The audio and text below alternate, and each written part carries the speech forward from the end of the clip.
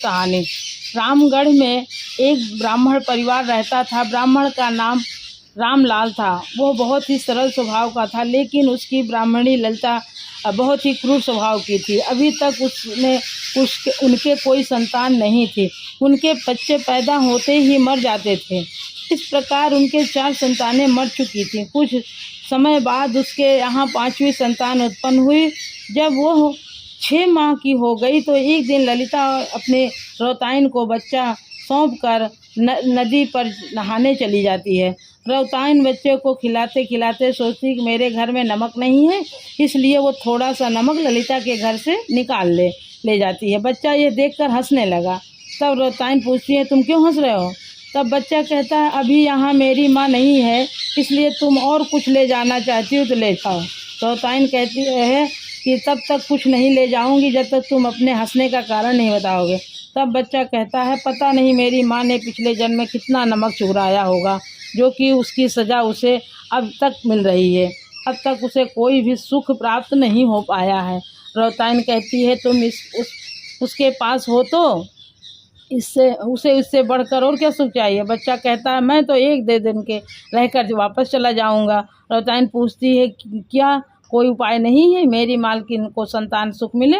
तब बच्चा कहता है, अगर मेरी माँ कुतिया बनकर भगवान के दरबार में उपस्थित होकर वहाँ का वार्तालाप चुपचाप सुने और यहाँ आकर वापस ही करेगी तो वह ऋण से मुक्त होगी। ऐसा कहकर बच्चा चुप हो जाता है।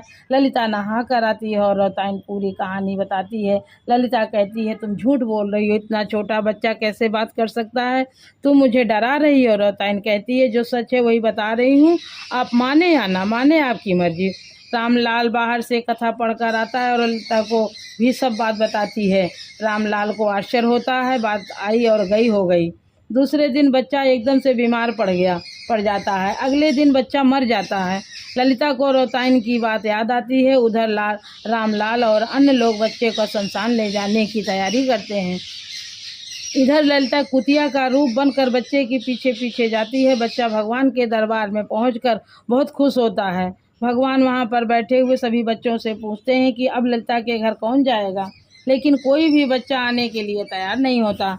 आखिरी में एक छोटा सा बच्चा बचता है। भगवान उसे जाने के लिए कहते हैं तो बच्चा भगवान से पूछता है, कोई भी जाने के लिए तैयार क्यों नहीं है, तो क्या मुझे क्यों भेज रहे हैं? भगवान कहते हैं, यदि तुमको नहीं रहना हो तो तुम कुछ समय बाद वापस आ जाना। बच्चा पूछता है, मैं कैसे वापस आऊँगा?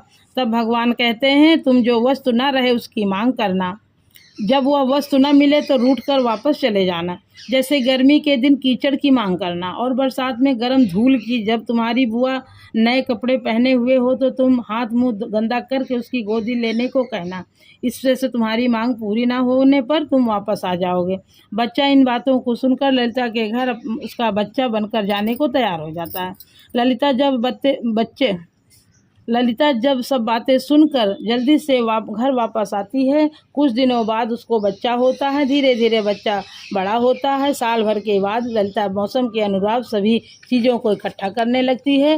वो अपनी ननद को बुलाकर सभी बातें समझा देती है। जब बहुत गर्मी पड़ती है तो बच्चा अपनी माँ से कीचड़ में खेलने की मांग करता है। ललिता खुशी खुशी आंगन में कीचड़ बिखरा देती है। बच्चा उसमें लोट पोट कर खेलता है और थोड़ी देर बाद अपनी बुआ को तैयार देखकर गोदी लेने की जिद करता है। उसकी बुआ उसे गोदी में उठाकर प्यार करती है। उसी प्रकार ठंड में भी बच्चा जो खिलौने, कपड़ा, मिठाई आदि के लिए जिद करता है, माँ उसे किसी भी चीज़ के लिए मना नहीं करती है। तब बच्चा भगवान से कहता है, हे ब्राह्मणी, ललिता तो अब सुधर गई है, मुझे भी बहुत प्यार करती है, मैं क्या करूं? भगवान उस बच्चे को समझाते हैं, इसके पुराने गलत कर्मों का दंड खत्म हो चुका, इसलिए तुम अपनी माँ के पास अच्छे से रहो।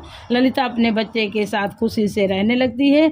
जिस प्रकार ललिता के घर में खुशियाँ आई, वैसे ही आप सभी के घर में खुशियों से महके। बोलो ललई छठ मैया की जय।